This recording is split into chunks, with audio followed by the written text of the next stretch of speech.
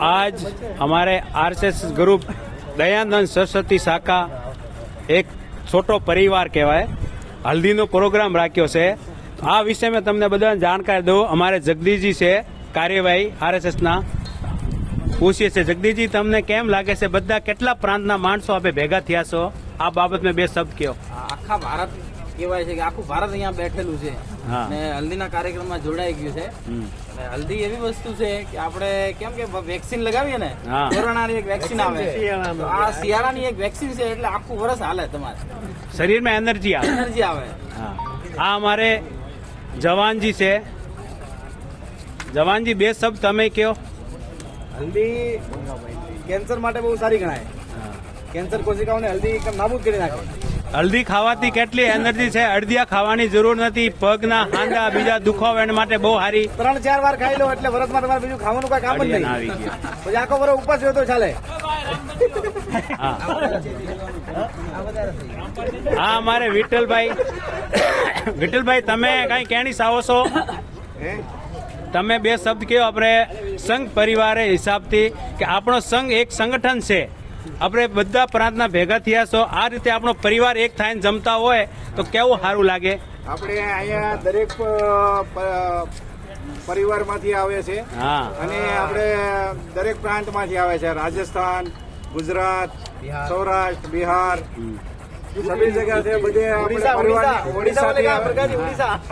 वाले भी है साथ में। बहुत बढ़िया। और ये कार्यक्रम करते हो बहुत अच्छा लगता है। સારું આમાં છે ને ભાઈ મારવાડી ગુજરાતી બધો પ્રાંતના માણસો છે એટલે બધી ભાષા આવશે। અમારે હવે દ્વારકાધીશની મુલાકાત લઈએ છીએ। અમારે રામભાઈ આહિર જો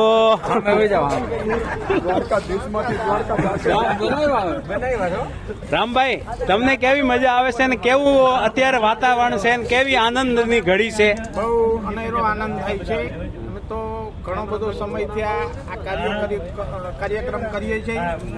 દર વખતે દર મહિને દર અમાસે અમે કીડિયારાનો પણ કાર્યક્રમ હોય છે।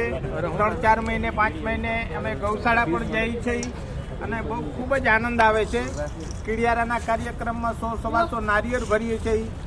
હજારો માણસોને આપણે લાખો માણસોને જમાડી નહીં શકીએ પણ આપણા થોડા પ્રયાસથી લાખો માણસો આની અંદર જમે, લાખો જીવ જમે એનો પણ અનેરું પુણ્યની પ્રાપ્તિ થાય। પરમાત્માએ આવો સુંદર મજાનું જીવન આપ્યું છે તો કંઈ ને કંઈ કોઈ પણ જીવના કલ્યાણ માટે આપણે કંઈક કરી શકીએ એવો એક આવો નાનો એવો આપણો પ્રયાસ હોવો જોઈએ।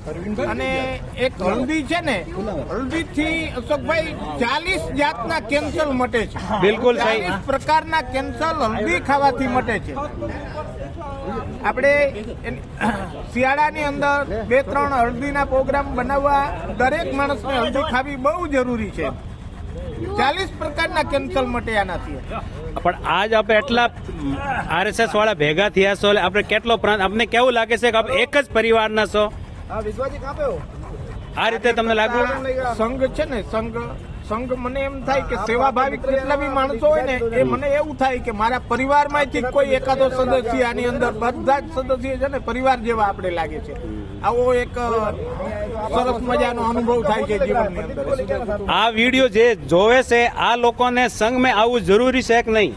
સંઘમાં આવવું બહુ જરૂરી છે કારણ કે હિન્દુ સમાજને સંગઠિત થવું એ બહુ જરૂરી છે। આપણી પાસે અલગ પ્રકારની કદાચ સંપત્તિ હશે પણ એની અંદર આપણી પાસે એવી ક્ષમતા નહીં હોય કે આપણી સંપત્તિને આપણે સાચવી શકશું તો એનો કઈ મતલબ નથી। સારું જય શ્રી રામ। આપણે અત્યારે આ હલ્દી અરે પ્રદીપભાઈ આવો તમે યાર બને છે। અરે ઉત્તમજી ક્યાં છે? ઉત્તમજી મને તો પૂછો। આ શૈલેષભાઈ તમને કેવું લાગે છે અત્યારે આ પ્રોગ્રામ નો આપણે આરએસએસ વાળાનો હલ્દીનો પ્રોગ્રામ છે? આરએસએસ એટલે તમે એની વાત જ જવો છે। નરેન્દ્રભાઈ મોદી જે કામ કરતા ને અમે ત્યાં શરૂઆત કરી છે અને દરેક પ્રાંતના વ્યક્તિ યુપી, એમપી, બિહાર, રાજસ્થાન અને આમ કરો તો આખું કાઠિયાવાડ જાય ભેગું છે બરાબર।